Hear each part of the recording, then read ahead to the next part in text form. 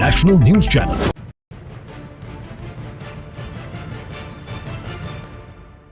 उत्तर प्रदेश के मुख्यमंत्री योगी आदित्यनाथ जी, नमस्कार।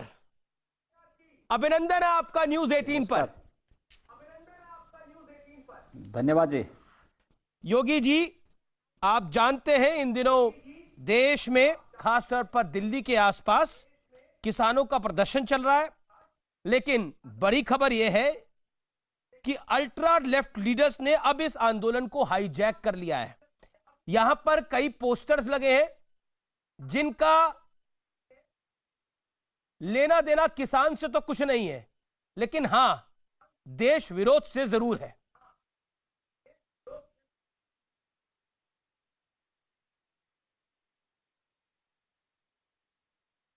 देखिए, हमें इसी बात की चिंता थी और हम इसी बात को बार बार कहते रहे हैं कि केंद्र की श्री नरेंद्र मोदी जी के नेतृत्व की भारतीय जनता पार्टी की सरकार देश के अंदर कृषि क्षेत्र के उन्नयन और किसानों की आर्थिक समृद्धि के लिए पूरी प्रतिबद्धता के साथ कार्य कर रही है। और पिछले 6 वर्षों के दौरान जो भी कार्य केंद्र की मोदी सरकार ने किया है वह अभिनंदनीय है, अविस्मरणीय है। अगर 6 वर्ष के इस कार्यकाल को हम देखें और पिछली सरकारों के 60 वर्ष के कार्यकाल को देखें जी, तो देश के किसानों के हित के लिए किए गए 6 वर्ष के कार्य पिछले आजादी के बाद के 60 वर्षों के कार्यकाल पर भारी पड़ेगा। और यही कारण है कि जब देश का किसान, याद करिए 2014 में जब प्रधानमंत्री मोदी जी ने देश के किसानों के बारे में चिंता व्यक्त करते हुए 2004 से 2014 के बीच में लाखों की संख्या में किसानों ने आत्महत्याएं की थी, देश के लिए चिंता का विषय बना था।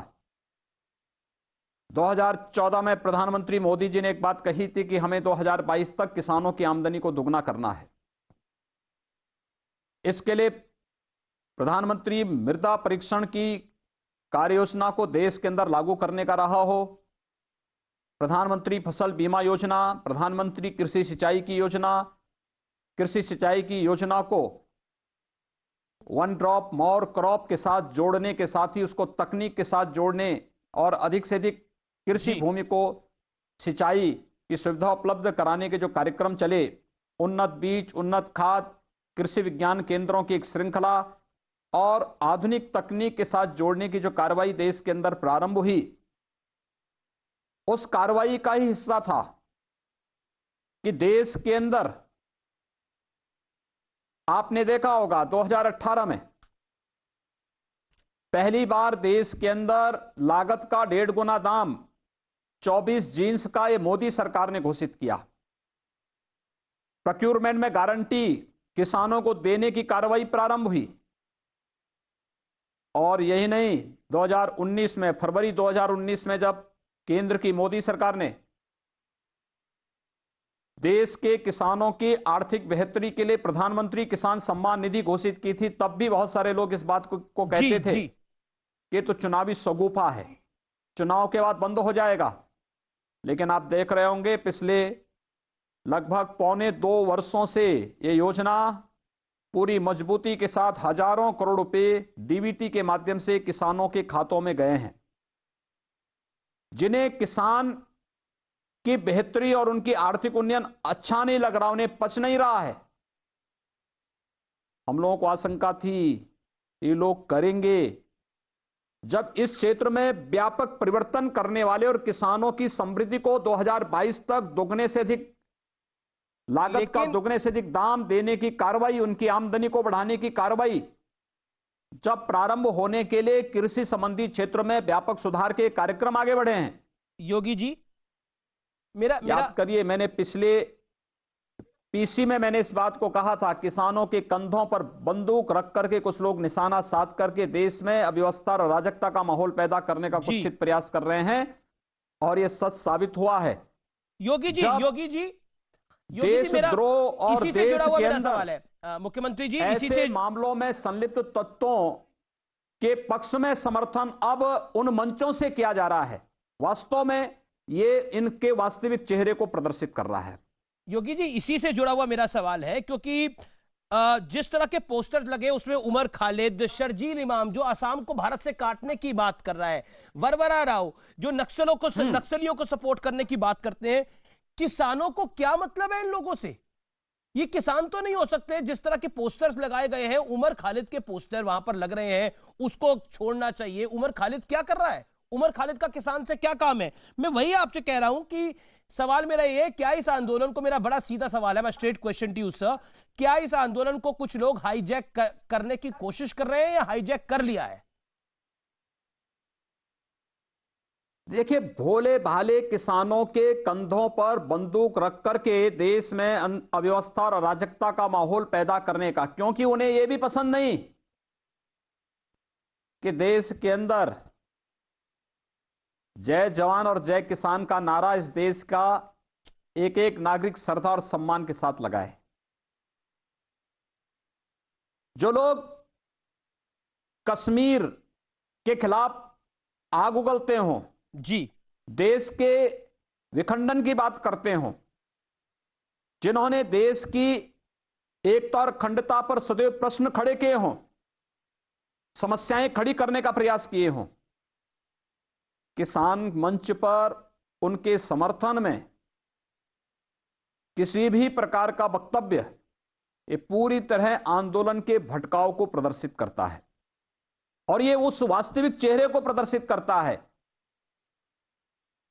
चेहरा किसान का है, लेकिन किसान को आगे करके देश के अंदर अव्यवस्था और अराजकता का वातावरण पैदा करने का जो कुत्सित प्रयास हो रहा है, ये स्वीकार नहीं हो सकता है। क्या आपको लग रहा है इस प्रकार की मुख्यमंत्री अव्यवस्था और अराजकता को योगी कभी आदित्यनाथ किसी भी जी, स्थिति में बढ़ावा नहीं देने देना चाहिए। जी, जब इस प्रकार की अव्यवस्था और अराजकता को कतई स्वीकार नहीं किया जा सकता है। जी मुख्यमंत्री जी, आपको लग रहा है योगी जी कि क्या इसमें कोई साजिश हो रही है? जैसे शर्जील इमाम, उमर खालिद के पोस्टर लहराए गए हैं, इसमें एक बड़ी साजिश हो रही है, क्योंकि इससे पहले हमने खालिस्तान का एंगल भी जुड़ते हुए देखा था।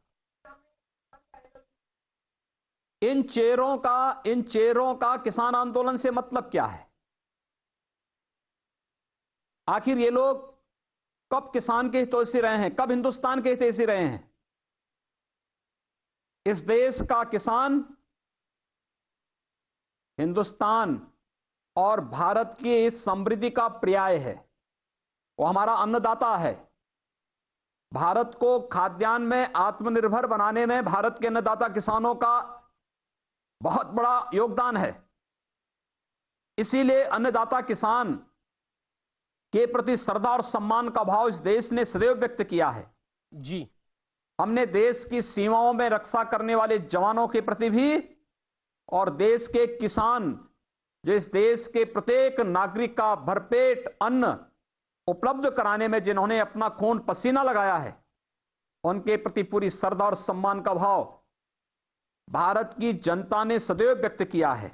जी, भारतीय जनता पार्टी ने और भारतीय जनता पार्टी शासित सरकारों ने, केंद्र की सरकार हो या राज्य सरकार हो, सदैव इस सम्मान का भाव किया है। इसलिए किसानों की आर्थिक समृद्धि के साथ जोड़ने के लिए भी जो योजना चलाई, प्रधानमंत्री किसान सम्मान निधि के साथ उसे जोड़ा है। और प्रधानमंत्री किसान सम्मान निधि किसानों की आर्थिक बेहतरी के लिए उठाया गया प्रधानमंत्री मोदी जी का एक महत्वपूर्ण कदम था।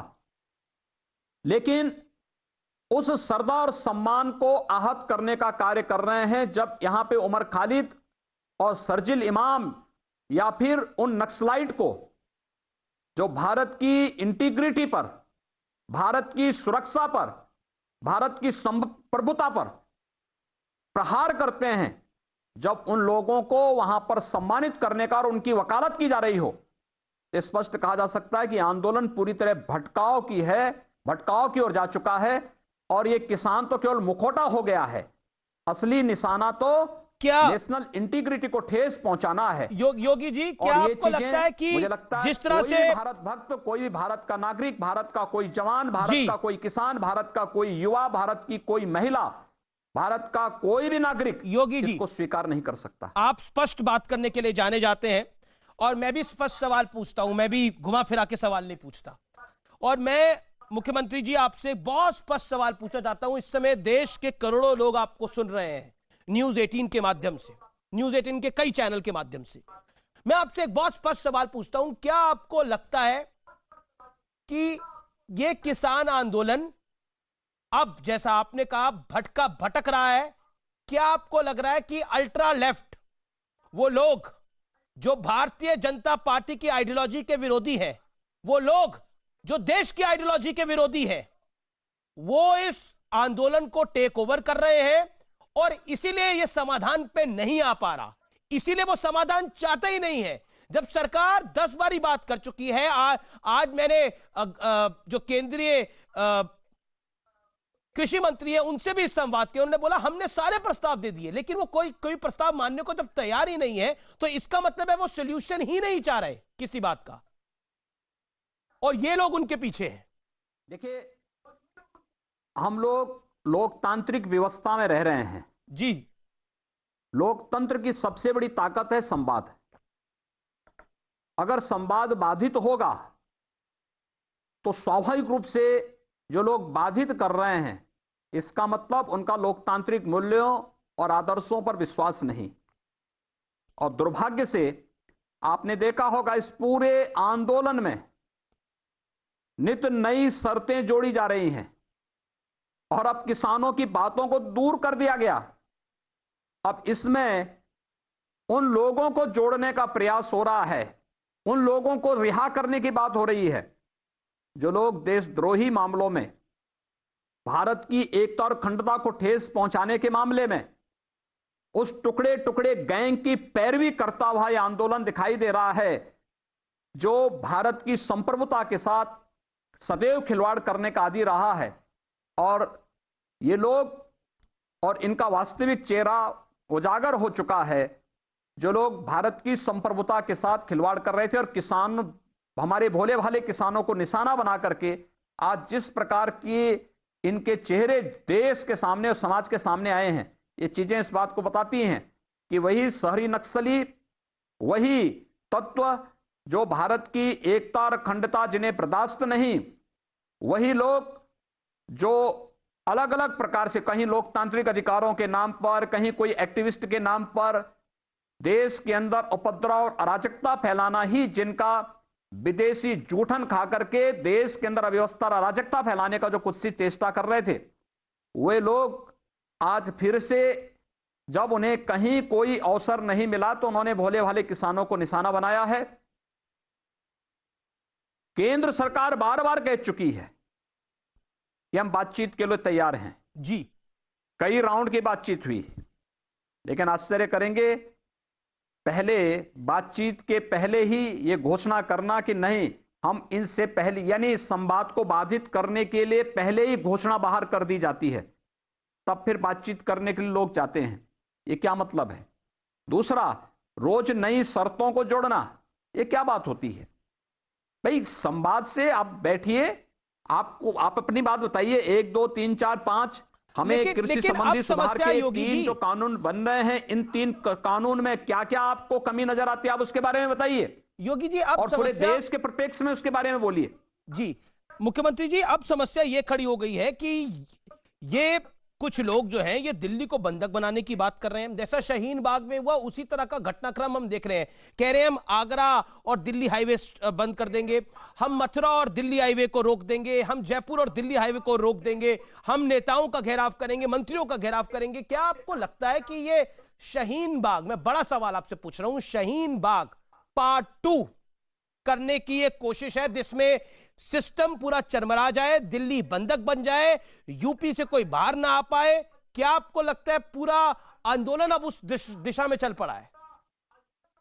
अगले 2-3 दिन में क्या होगा किसी को नहीं पता। शाहीन बाग के पीछे कौन लोग थे? आगे शाहीन बाग के पीछे कौन लोग थे, कौन चेहरे थे? और शाहीन बाग के पीछे जो चेहरे थे, हर व्यक्ति इस बात को जानता है कि इन लोगों ने दिल्ली के अंदर किस प्रकार की व्यवस्था और अराजकता का एक मंजर खड़ा किया था। जब भी इस प्रकार के चेहरे आगे बढ़ेंगे और किसी भी व्यवस्था को बंधक बनाने का प्रयास करेंगे, अंततः कॉमन मैन ही उससे प्रभावित होगा। एक किसान, एक नौजवान, महिलाएं और एक सामान्य नागरिक, ये सभी उससे प्रभावित होंगे और ये लोग उसी तर्ज पर उसको आगे बढ़ाने का प्रयास करने का कुछ सी चेष्टा कर रहे हैं, लेकिन ये चीजें वे सफल नहीं होंगे। देखिए, हर नागरिक को सुरक्षा प्रदान करना, हर किसान के आर्थिक हितों की चिंता करना, हर एक किसान और हर एक मजदूर के आर्थिक उन्नयन के लिए कार्य करना, ये सरकार का दायित्व है। सरकार अपने उस उत्तरदायित्व का निर्वहन करेगी जी। लेकिन साथ साथ हर नागरिक को सुविधा देना, हर नागरिक को सुरक्षा देना, ये भी सरकार का दायित्व है। सरकार जी अपने उस उत्तरदायित्व को पूरी निष्ठा और पूरी प्रतिबद्धता के साथ उसको दोहराएगी, उसको लागू करेगी। किसानों में हम जो लोग फिर भी अपील करेंगे जी कि जो भी किसान बंधुओं को या जो भी लोग हैं, आंदोलनकारी जो भी हैं, उन्हें जो भी बात कहनी है, जब सरकार ने हर एक स्तर पर संवाद के लिए रास्ते खोले हैं, हमें संवाद से समस्या का समाधान निकालना चाहिए। जिद, ये महज जिद ही होती है और जिद से समस्या का समाधान नहीं निकलता है। समाधान का रास्ता निकालने की दिशा में उन्हें आगे आकर के अपनी बात को सरकार के सामने रखना चाहिए। केंद्र सरकार के वरिष्ठ मंत्री, स्वयं कृषि मंत्री जी, स्वयं गृह मंत्री जी ने और केंद्रीय मंत्रिमंडल की एक टीम ने लगातार बातचीत की, संवाद बनाया।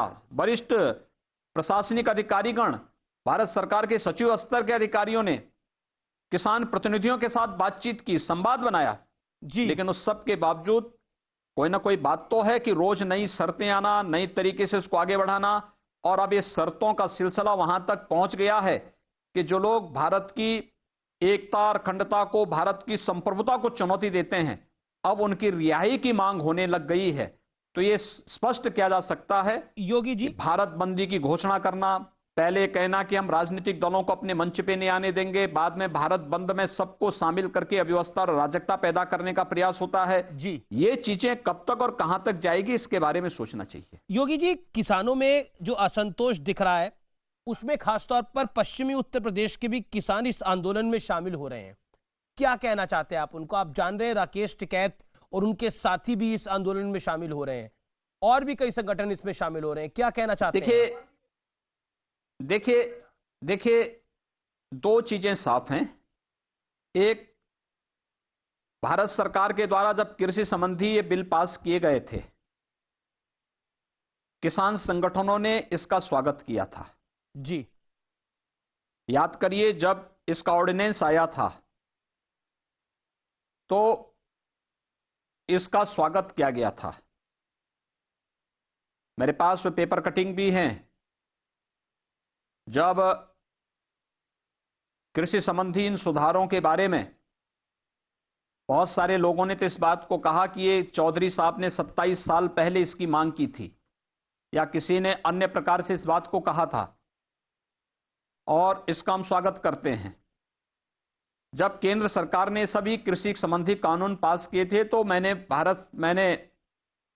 प्रदेश के कुछ किसान नेताओं को भी बातचीत के लिए बुलाया था। वे लोग मेरे पास आए थे।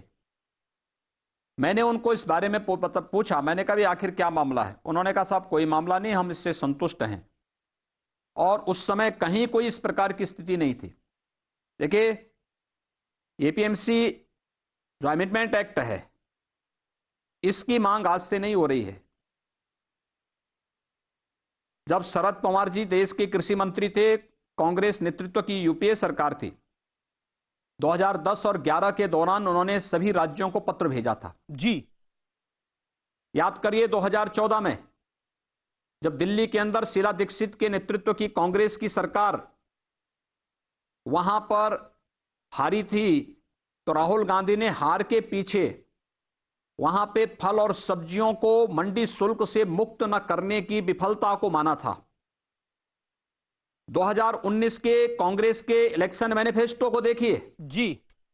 कांग्रेस का इलेक्शन मैनिफेस्टो इस बात की गवाही करता है कि उन्होंने इन कृषि संबंधी सुधारों की वकालत की है। कृषि संबंधी जो स्टैंडिंग कमेटी है संसद की, जी, उस कमेटी की बैठक में सभी राजनीतिक दलों ने इन संशोधनों का समर्थन किया है। क्या कांग्रेस, क्या सपा, क्या बसपा, क्या आम आदमी पार्टी और क्या अन्य दल, चाहे वह एनसीपी हो, टीएमसी हो, डीएमके हो, ये सभी दल इसकी वकालत करते हुए दिखाई देते हैं। और मुझे आश्चर्य तब होता है जब दिल्ली की आम आदमी पार्टी सरकार अपने यहां एपीएमसी एक्ट को संशोधन पास करने के साथ नोटिफिकेशन जारी करने के बाद बंद का समर्थन करते हुए सिंधु बॉर्डर पर भी उनके मुखिया पहुंच जाते हैं। यानी आश्चर्य होता है मुझे, ये दोहरा चरित्र नहीं तो क्या है? जी, ये तो सियासत है। एक और आप अपनी विधानसभा में कुछ और करते हैं, योगी ये तो अवमानना है विधानसभा की। योगी जी, ये तो सियासत है। है। वहां जाकर के आप उसी के विरोध में आप वहां भी खड़े होते हैं। जी, ये दोनों देखिए, मीठा मीठा गप और कड़वा कड़वा तू नहीं चलेगा जी। ये दोहरा आचरण अच्छा नहीं। आप एक तरफ उस एक्ट को के प्रावधानों का स्टैंडिंग कमेटी में समर्थन करते हैं, इलेक्शन मैनिफेस्टो का हिस्सा बनाते हैं, जब आपकी सरकार होती है, आपकी पार्टी की सरकार होती है, तब आप उसकी वकालत करते हैं। और अगर किसानों के व्यापक हित में केंद्र की मोदी सरकार ने इस प्रकार के कार्यक्रम आगे बढ़ाए हैं, उन स्थितियों में हम गुमराह करके एक झूठ को बार बार बोल करके हम ये दिखाने का प्रयास कर रहे हैं। और ये कम्युनिज्म की थ्योरी रही है शुरू से। एक झूठ को 100 बार झूठ 100 बार बोल दो तो सच हो जाएगा। देखिए, सच सच होता है, झूठ झूठ होता है। योगी जी, आपने कहा इसलिए इनका ये झूठ नहीं चलेगा। मेरा एक सवाल है इसी से जुड़ा हुआ, बार बार इनको जवाब दिया है, आगे भी जवाब देगी। मेरा एक सवाल है इसी से जुड़ा हुआ। आपने बोला मीठा मीठा गप गप, कड़वा कड़वा थू थू नहीं चलता सियासत के अंदर, लेकिन सियासत में जिन आप कांग्रेस की बात कर रहे हो, जिनके मैनिफेस्टो में ये सब कुछ था, लेकिन वही राहुल गांधी आज कह रहे हैं कि किसानों का केंद्र से भरोसा जो है, राहुल गांधी का कहना है कि किसानों का सरकार से भरोसा, केंद्र सरकार से भरोसा जो है वो उठ गया है और सरकार किसी तरह की गलतफहमी ना पाले, ना कि किसान डर गया है। उनका तो कहना है कि नरेंद्र मोदी की सरकार चोर दरवाजे से सब कुछ करना चाहती है और अपने सूट बूट के दोस्तों को फायदा पहुंचाना चाहती है। राहुल गांधी तो बहुत कुछ बोल रहे हैं, आगे मैं बताऊंगा आपको अखिलेश यादव क्या कह रहे हैं, लेकिन ये राहुल गांधी ने तो तगड़ा हमला करा है। प्रियंका वाड्रा भी, राहुल गांधी भी। ये तो बिहार विधानसभा के चुनाव ने लोकतंत्र में जी जनता जनार्दन का स्वरूप होती है और जनता अपना फैसला कर चुकी है। जी, बिहार विधानसभा चुनाव में कांग्रेस की सीटें घटना, भारतीय जनता पार्टी की सीटें बढ़ना और भारतीय जनता पार्टी जदयू और भारतीय जनता पार्टी की सरकार का बिहार के अंदर बनना, ये कोरोना कालखंड के दौरान चुनाव हुए, देश के अंदर तमाम उपचुनाव हुए और अभी हाल ही में भाग्यनगर के मतदाताओं ने भी अपना फैसला कर दिया। कहां कांग्रेस चली गई, यानी ढूंढे भी नहीं मिल रही है। पता नहीं कब सद्बुद्धि आएगी इन लोगों को। देश की जनता, याद रखना, मैं एक दिन एक समाचार पत्र देख रहा था जी, उत्तर प्रदेश का एक किसान अपनी 12 बीघा लैंड इतना विश्वास है कि मोदी जी के नाम पर लिखती है। कहती है, साहब मुझे देश के अंदर किसी एक व्यक्ति पे विश्वास है तो वह श्री नरेंद्र मोदी हैं। यह है विश्वास। वह किसान कहीं और का नहीं जी, मैनपुरी का किसान है। मैं और इस देश का एक एक किसान, एक एक नौजवान, एक एक समाज का हर तबके का व्यक्ति, एक एक महिलाएं देश के प्रधानमंत्री पर विश्वास करती हैं, उनके प्रति बार बार विश्वास व्यक्त कर चुकी हैं। 2014 हो, 2017 का उत्तर प्रदेश का विधानसभा का चुनाव हो, 2019 का लोकसभा का चुनाव हो, अभी बिहार विधानसभा के चुनाव परिणामों ने, उपचुनावों के परिणामों ने यह सब साबित किया है। इसके लिए हमें राहुल गांधी जी जैसे फ्लॉप नेताओं किसी सर्टिफिकेट की आवश्यकता नहीं, लेकिन किसानों के प्रति भारत सरकार ने जिस संवेदनशीलता के साथ कदम उठाए हैं, कार्यक्रम बनाए हैं, हर हाल में किसानों की समृद्धि हमारा लक्ष्य है। और लेकिन अगर आप राहुल किसान गांधी प्रतिनिधि को, किसानों की समृद्धि और कृषि क्षेत्र की बेहतरी के लिए योगी जी कोई आप, सुझाव देते हैं, इसके बाद भी कोई सुझाव देते हैं, जी भारत सरकार तो बातचीत करने को तैयार है। आप क्यों हम राहुल संवाद गांधी को बाधित कर फ्लॉप रहे हैं? मान रहे हैं? वे संवाद करें। जी ये लोग मीडिएटर की भूमिका में क्यों आए हैं? जी और मुझे तो आश्चर्य होता है कि ये वही लोग हैं जिन लोगों ने किसानों को ठगा है, किसानों को शोषण किया है। 2004 से 2014 के बीच देश के अंदर सर्वाधिक किसानों ने आत्महत्याएं की हैं। लेकिन आप ये तो बदहाली राहुल के कारण गांधी की को है। फ्लॉप नेता मान रहे हैं। और स्वर्गीय राजीव गांधी जो बात कहते थे जी कि 100 रुपया भेजते हैं 10 ही रुपया पहुंचता है, आज तो मोदी जी ने 100 रुपया भेजने की गारंटी किसान के अकाउंट में दे दी है। जी ये मीडिएटर जितने हैं ना, ये वही मीडिएटर हैं जो बीच में डकैती डालते बिचौलिया आप थे। कह रहे हैं। आज परेशानी तो उन्हें हो रही है। योगी और योगी जी इसीलिए आपने जो बात बोली, ये लोग नहीं चाहते हैं जी सर, कि ये लोग इसीलिए नहीं चाहते हैं कि कोई अच्छा कार्य हो और इसके लिए इनके द्वारा इस प्रकार की चीजें की जा रही हैं। योगी जी आपने बोला राहुल गांधी फ्लॉप नेता है, लेकिन कांग्रेस कह रही है कि देश का भविष्य ही राहुल गांधी है, उनको तो राहुल गांधी पे ही भरोसा है। ये तो 2014 और 2019 के चुनाव परिणामों ने भी दिखा दिया है कि देश का भविष्य कौन है। मैं अखिलेश यादव पे देश आता का हूं। वर्तमान और देश का भविष्य कौन है, ये 2014 और 2019 के चुनाव परिणामों ने साबित कर दिया है। मैं अखिलेश यादव से आता हूं। अखिलेश यादव भी, समाजवादी पार्टी भी कूद पड़ी है इस पूरे किसान आंदोलन में। अखिलेश यादव कह रहे हैं कदम कदम बढ़ाए जा, जंग है जमीन की, तू जान भी लगाई जा। और भी वो बहुत कुछ कह रहे हैं जवान किसान पर। क्या कहना चाहते हैं आप? देखिए, भारत बंदी के दौरान उत्तर प्रदेश बंदी का इन्होंने प्रयास की घोषणा की थी, आखिर फ्लॉप शो साबित हुआ ना। एक भी दुकान बंद नहीं हुई, एक भी दुकान बंद नहीं हुई कहीं भी। एक भी किसान इनके समर्थन में सामने नहीं जान आया। लगाने की बात कर रहे हैं। और उत्तर प्रदेश का किसान इस बात को जानता है कि किसानों का वास्तविक हितैषी कौन है। प्रधानमंत्री मोदी जी के नेतृत्व और उनके मार्गदर्शन में उत्तर प्रदेश के अंदर जो कार्य हुए, चाहे वह किसानों के कर्ज माफी का कार्यक्रम रहा हो। आप सोचिए, बाण सागर की परियोजना 1977 में तत्कालीन प्रधानमंत्री मोरारजी देसाई जी ने रखी थी, पूरी नहीं हो पाई। जब प्रदेश में भारतीय जनता पार्टी की सरकार बनी, हम लोगों ने 1977 की उस परियोजना को पूरा करके किसानों को आज हम जल दे रहे हैं। यही नहीं, मध्य गंगा की परियोजना, सरयू नहर राष्ट्रीय परियोजना जी, अर्जुन सहायक परियोजना जैसी 1 दर्जन परियोजनाओं को मार्च 21 तक हम पूरा करके 20 लाख हेक्टेयर अतिरिक्त कृषि क्षेत्र को सिंचन की सुविधा दे रहे हैं। प्रदेश के अंदर हम लोगों ने जो व्यापक परिवर्तन किए हैं जी, यानी 1,12,000 करोड़ रुपए तो हम केवल गन्ना किसानों का गन्ना मूल्य का भुगतान किए हैं, 1,12,000 करोड़। लेकिन फिर भी अखिलेश यादव कह रहे हैं, योगी जी, फिर भी अखिलेश यादव कह रहे हैं कि ये पैसा मिला। प्रोक्यूरमेंट जी, उत्तर प्रदेश के अंदर प्रोक्यूरमेंट की पॉलिसी हमारी सरकार लेके आई जी, और किसान को इस समय धान क्रय केंद्र चल रहे हैं हमारे 4300 से अधिक, 4,300 से अधिक क्रय केंद्र धान का क्रय कर रहे हैं और न्यूनतम समर्थन मूल्य किसान को उपलब्ध करा रहे हैं। लेकिन हमारा इससे भी आगे की सोच है जी, एक स्वस्थ प्रतिस्पर्धा होनी चाहिए। किसान की उपज पे कोई टैक्स नहीं लगना चाहिए।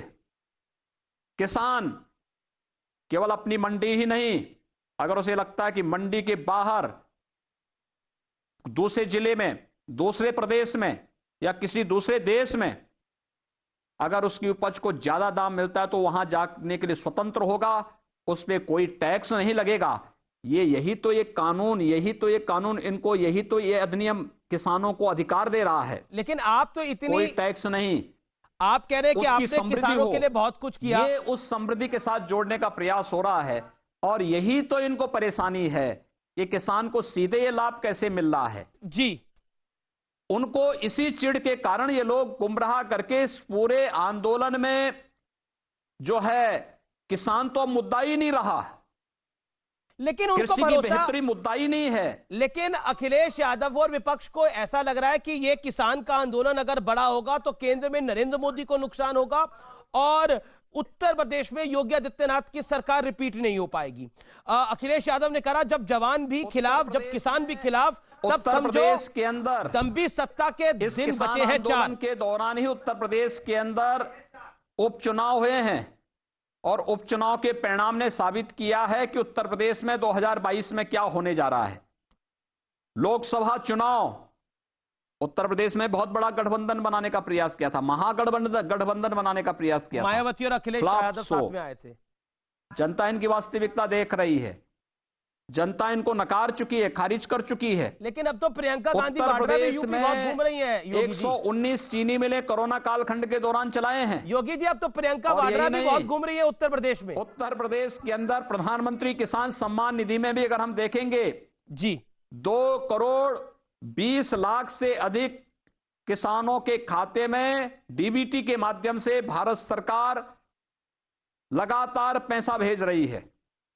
ये चीजें साबित करती हैं किसानों में खुशहाली आ रही है, किसानों की समृद्धि के लिए कदम उठाए जा रहे हैं, किसानों को प्राथमिकता दी जा रही है, उनकी उपज का दाम दिया जा रहा है।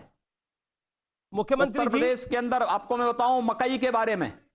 हाँ, मेरा सवाल मकई, जी जी बताइए। हाँ देखिए मकई के बारे में, देखिए पहले इसका न्यूनतम समर्थन मूल्य नहीं होता था जी, और न्यूनतम समर्थन मूल्य न मिलने के कारण मार्केट में मकई का दाम 800 से लेके 1000 के बीच में किसान को मिल पाता था जी। लेकिन जब 2018 में प्रधानमंत्री मोदी जी ने 24 जींस में मकई को भी शामिल करके इसका समर्थन मूल्य घोषित करके इसके प्रोक्योरमेंट की व्यवस्था प्रारंभ कराई, इसी मकई का उत्तर प्रदेश के किसानों को 1900 से लेके 2200 दाम मिला है। सरकारी क्रय केंद्रों में भी और निजी केंद्र जो प्राइवेट सेक्टर ने भी खोले थे वहां पर भी एक स्वस्थ प्रतिस्पर्धा जब होगी जी, इस कंपटीशन से मार्केट में दाम बढ़ेंगे योगी जी, और उसका लाभ अंततः किसान को होगा क्योंकि किसान सीधे उसको बेचेगा, क्योंकि हम तो स्वाभाविक रूप से जो मीडिएटर हैं जी जी परेशानी उनको है, किसान को नहीं है। योगी जी, और मेरा एक सवाल है। गारंटी तो मोदी सरकार दे रही है कि किसान को हम सीधे इसका लाभ देना चाहते हैं। अखिलेश जी को भी यही परेशानी है जी, कांग्रेस को भी यही परेशानी है क्योंकि जो ये बिचौलियों की भूमिका होती थी जो किसान का शोषण करते थे जी, आज जब उसको साइड लाइन किया जा रहा है तो स्वाभाविक रूप से उन बिचौलियों के हितैषी तो परेशान होंगे ही होंगे और ये परेशानी इसी बात को प्रदर्शित करता है। मैं चाहता हूं आप थोड़ा संक्षेप में जवाब दें, खासतौर पर प्रियंका वाड्रा को। अब तो आप कह रहे थे कि अखिलेश यादव की सिर्फ बात नहीं, अब तो प्रियंका वाड्रा भी उत्तर प्रदेश बहुत घूम रही हैं। हालांकि नतीजों में उनकी पार्टी की कई जगह जमानत जब्त हो गई इस बार जब बाय इलेक्शंस हुए, लेकिन उनको भी बहुत उम्मीद है। तो 2022 में आपका मुकाबला आप किससे मानते हैं? आप अखिलेश यादव से मानते हैं, आप मायावती से मानते हैं, आप जयंत चौधरी से मानते हैं, आप प्रियंका वाड्रा से मानते हैं? आपका मुकाबला किसके साथ है? क्योंकि हो सकता है ये सब लोग एक साथ भी आ जाए आपके खिलाफ, योगी वर्सेस ऑल हो जाए। 2022 का चुनाव जी, देखिए 2022 का चुनाव उत्तर प्रदेश की जनता 2017 में तय कर चुकी है, 2019 में तय कर चुकी है और अभी जो उपचुनाव हुए हैं इन उपचुनाव ने भी तय कर दिया है। उपचुनाव के पहले ये सभी दल बोलते थे ना कि ये उत्तर प्रदेश चुनाव के विधानसभा चुनाव के सेमीफाइनल है, तो सेमीफाइनल में सब बाहर हो चुके हैं जी, तो ये फाइनल कहां खेलने वाले हैं लोग? ये तो जी, पहले ही अपनी उसी, देखिए ये वही खिसियाहट है कि जनता ठुकरा चुकी है, जनता उन्हें बेनकाब कर चुकी है और आज इनके वास्तविक चेहरे किस रूप में सामने आ रहे हैं कि किसानों के कंधे पर बंदूक रख करके कांग्रेस प्रभारी हैं। उससे क्या फर्क पड़ने वाला है? लोकसभा चुनाव में भी तो प्रभारी थे। कितनी सीटें मिली हैं? उपचुनाव में, अभी उपचुनाव हुए थे, इसमें भी कितनी सीटें मिली हैं, कितना वोट मिला है? देखिए, महत्वपूर्ण ये नहीं, चुनाव लड़ने का अधिकार हर राजनीतिक दल को है, लेकिन झूठ बोल करके, झूठे वक्तव्य देकर के, भोले भाले किसानों के, मजदूरों के कंधों पर बंदूक रख करके, मेरी उनसे सबसे भी अपील है कि हमारे भोले भाले किसानों के भविष्य के साथ वे लोग खिलवाड़ न करें। जी, मैं अब एक और राज्य उनकी पर आता समृद्धि हूं। का जो मार्ग प्रधानमंत्री मोदी जी ने प्रशस्त किया है, जी। इस मार्ग में लोग बाधक न बने, क्योंकि किसान खुशहाल होगा तो देश खुशहाल होगा, किसान जी। समृद्धशाली होगा तो पूरा देश समृद्धशाली होगा। जी योगी जी, और अब जिन्हें भारत समृद्धशाली अच्छा नहीं लग रहा है, वे लोग यहां पे इस प्रकार के षड्यंत्रों में शामिल होकर के गुमराह करने वाले वक्तव्य देते हैं, और ये लगातार गुमराह कर रहे हैं। योगी जी, बड़ा महत्वपूर्ण सवाल। बंगाल में भारतीय जनता पार्टी एक जबरदस्त पॉलिटिकल लड़ाई लड़ रही है। कल आपकी पार्टी के राष्ट्रीय अध्यक्ष पर वहां पर जानलेवा हमला हुआ, पत्थरबाजी हुई। 2019 में आपके जो मौजूदा राष्ट्रीय अध्यक्ष अमित शाह, उनकी गाड़ी पर उनके काफिले पर भी अटैक हुआ था, वहां पर जलती हुई बाइकें फेंकी गई थी। क्या कहना चाहते हैं? और ममता बनर्जी कह रही है कि कभी गृह मंत्री इधर आ जाते हैं, कभी एक मुख्यमंत्री, यानी आपका जिक्र उन्होंने करा, वो यहां आ जाते हैं, कभी उन्होंने जेपी नड्डा, उन्होंने नड्डा साहब का जिक्र करा, वो आ जाते हैं, और उन्होंने नड्डा साहब के नाम तक का बहुत मजाक उड़ाया। क्या कहना चाहते हैं आप बंगाल की घटना को लेकर? देखिए, कल माननीय नड्डा जी के साथ जो घटना घटित हुई वह अत्यंत निंदनीय है, और ये बंगाल के अंदर सुरक्षा और कानून व्यवस्था की ध्वस्त स्थिति को प्रदर्शित करता है। लेकिन यह भी तय है कि भारतीय जनता पार्टी इस प्रकार के कायराना हरकतों से और हमलों से भयभीत होने वाली नहीं है।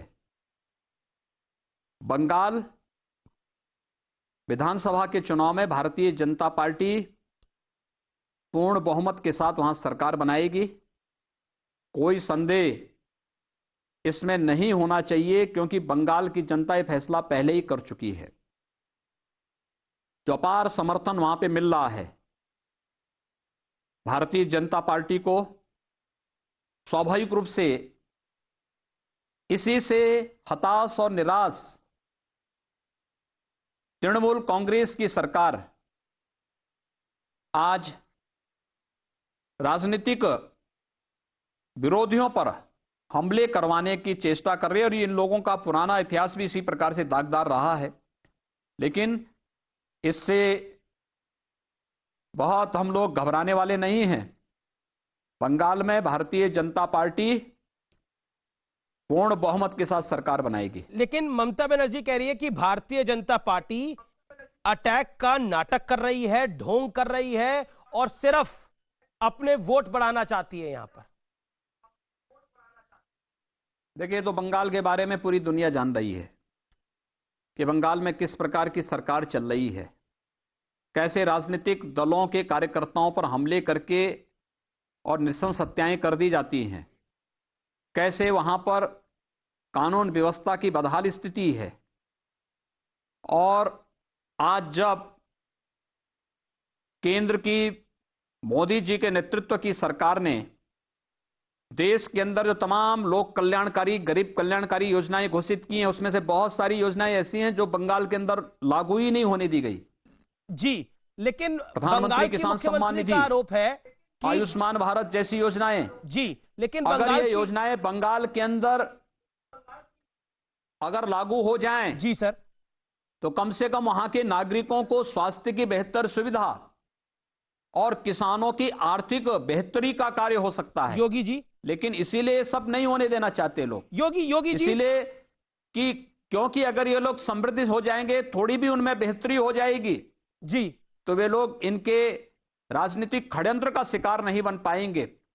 और यही हताशा, निराशा उन्हें परेशान कर रही है कि जैसे ही भारतीय जनता पार्टी आएगी कि केंद्र की सभी लोक कल्याणकारी योजनाएं बंगाल में, चाहे वह पीएम आवास की योजना हो, चाहे वो स्वच्छ भारत मिशन में हर परिवार के पास शौचालय देने की बात हो, चाहे वो सौभाग्य योजना में हर परिवार को निःशुल्क विद्युत कनेक्शन देने का कार्य हो, आयुष्मान भारत में 5 लाख रुपए की स्वास्थ्य बीमा का कवर का हो, या फिर किसान को हर पीएम किसान के अंतर्गत हर किसान को 6,000 रुपए सालाना देने की कार्य योजना हो, और भी ढेर सारी जो योजनाएं हैं, यूथ के लिए स्टार्टअप की योजना, स्टैंड अप की योजना, या फिर प्रधानमंत्री मुद्रा की योजना, ये जितनी योजनाएं हैं, ये योजनाएं लागू न होने पाए, वो कह रही है कि बीजेपी की कोई योजना नहीं है। परेशान है तृणमूल कांग्रेस। टीएमसी और बंगाल की मुख्यमंत्री ममता बनर्जी कह रही है कि बीजेपी की कोई योजना नहीं है, बीजेपी की एक योजना है ध्रुवीकरण। कभी गृह मंत्री यहां आते हैं, कभी भगवा कपड़े डालकर योगी आदित्यनाथ यहां आ जाते हैं, कभी जेपी नड्डा यहां आ जाते हैं। ये सिर्फ पोलराइज करना चाहते हैं, ये एक वोट बैंक को अपील इधर कर रहे हैं। इनका बंगाल के विकास से कोई लेना देना नहीं है। आपका एजेंडा ध्रुवीकरण है बंगाल के अंदर, और जितना ध्रुवीकरण होगा उतना बीजेपी बड़ी जीत के साथ वापस आएगी। देखिए, ये ममता जी के कहने से अब कुछ नहीं होने वाला है, वहां की जनता तय कर चुकी है। और ये नहीं भूलना चाहिए ममता जी को कि भारतीय जनसंघ के पहले अध्यक्ष डॉक्टर श्यामा प्रसाद मुखर्जी जी बंगाल से ही थे।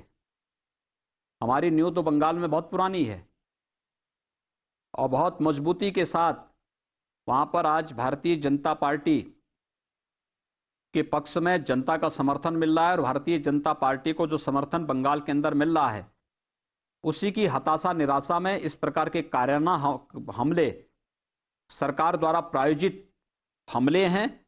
और इस प्रकार के हमलों से भारतीय जनता पार्टी का कोई भी पदाधिकारी और कोई भी कार्यकर्ता कहीं भी भागने वाला नहीं है। इस प्रकार के उसको फेस करके हम बंगाल की जनता को राहत देने का कार्य और केंद्र सरकार की कल्याणकारी योजनाओं के साथ, गरीब कल्याणकारी योजनाओं के साथ जोड़ करके उनकी बेहतरी के लिए और उनकी आर्थिक समृद्धि के लिए वहां पर कार्य करेंगे।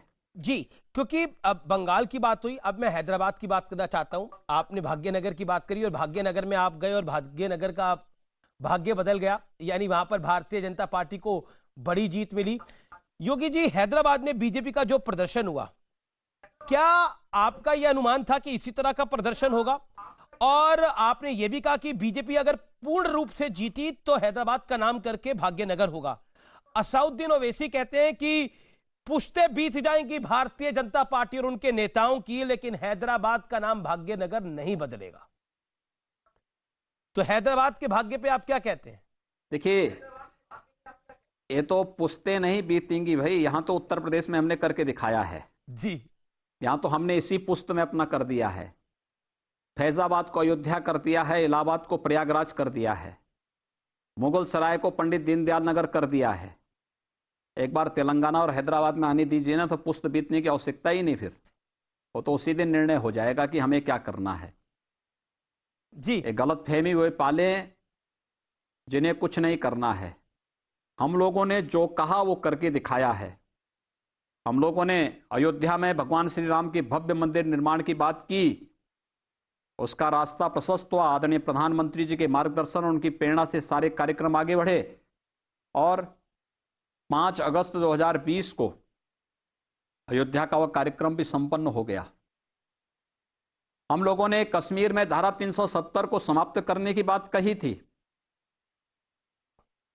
आखिर 5 अगस्त 2019 को प्रधानमंत्री मोदी जी ने, गृह मंत्री अमित शाह जी ने जम्मू कश्मीर की जनता को इससे मुक्त कराते हुए कुल 3-4 परिवारों की जो एक बपौती बन चुका था जम्मू कश्मीर, उससे मुक्त कराते हुए आज कश्मीर में धारा 370 को भी समाप्त करके विकास का पहिया गांव से जाएगा, गरीब के घर से जाएगा, नौजवान उसका माध्यम बनेगा, महिलाएं उसका नेतृत्व करती हुई दिखाई देंगी। आज जम्मू कश्मीर के अंदर यह नजारा देखने को मिल रहा है जी।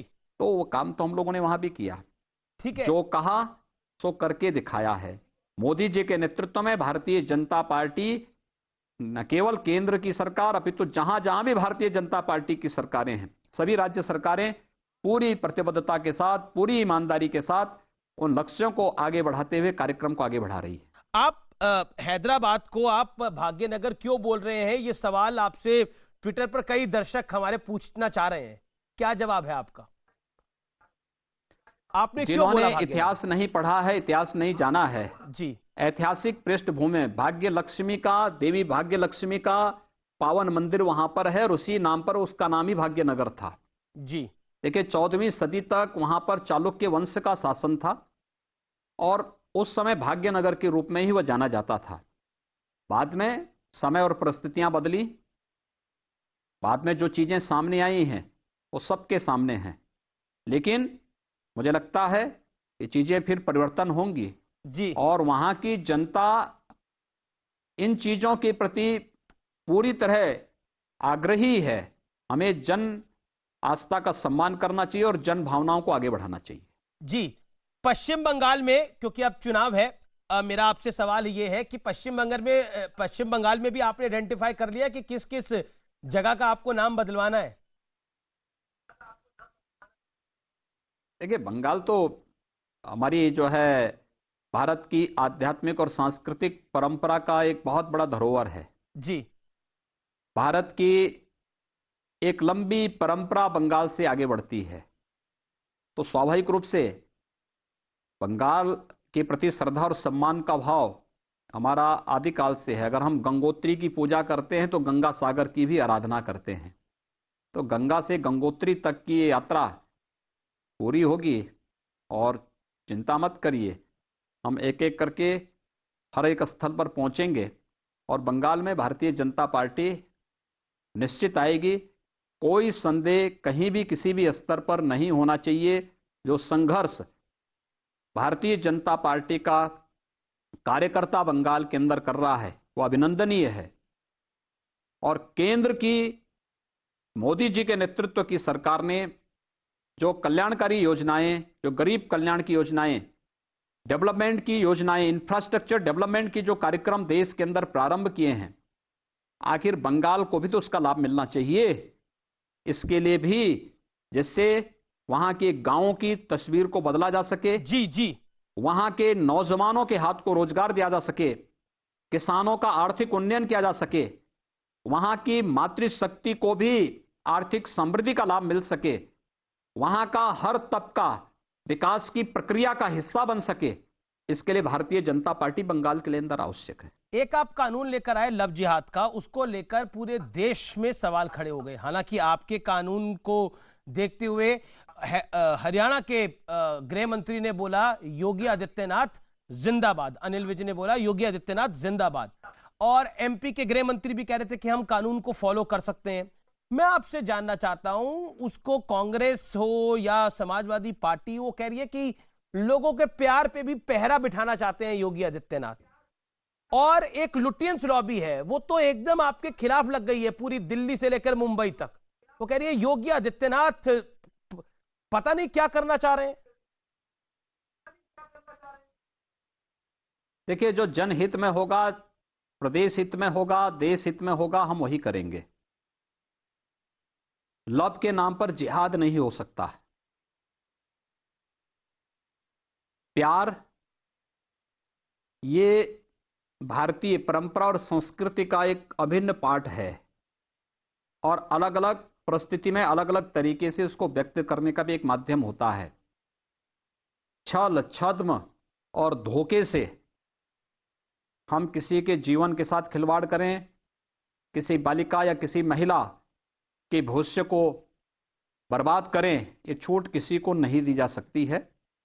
और ये कानून छल, छद्म और धोखे से जी जी किए जाने वाले किसी भी ऐसे कृत्य को पूरी तरह रोकेगा और उसके तहत कार्रवाई यहां पे शुरू हो चुकी है। आखिरी सवाल आपसे मेरा, खास तौर पर फिल्म इंडस्ट्री को लेकर जो तूफान खड़ा हुआ आपके मुंबई दौरे से, उस पर आप क्या कहना चाहते हैं?